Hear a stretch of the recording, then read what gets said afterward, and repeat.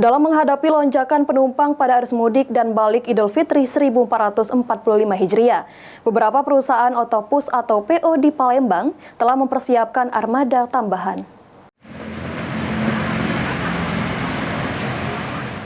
Sejumlah PO bus di Palembang mulai mempersiapkan armada tambahan untuk mengantisipasi lonjakan penumpang, seperti salah satunya PO Keramat Jati.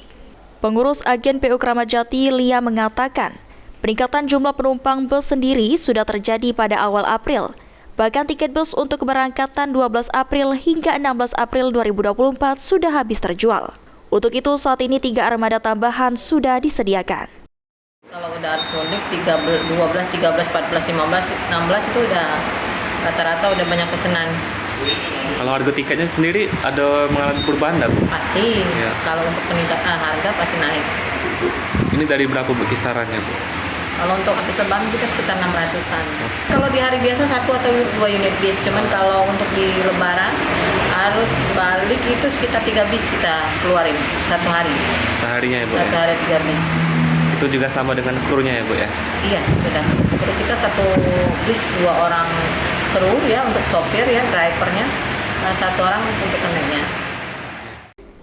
Senada dengan Lia, pelayan agen PO Rosalia Indah, Marlina, mengungkapkan, sekitar 8-10 armada bus telah disiapkan perharinya di momen arus mudik lebaran.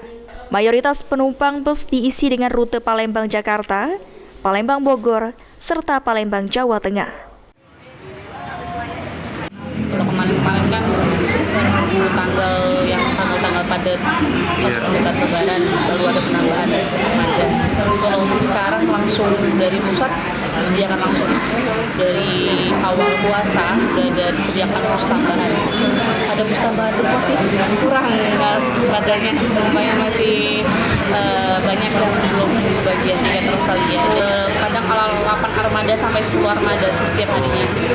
Oke, itu memang untuk menampung semua penumpangnya, Mbak. Ini kebanyakan rutenya kemana saja, Mbak?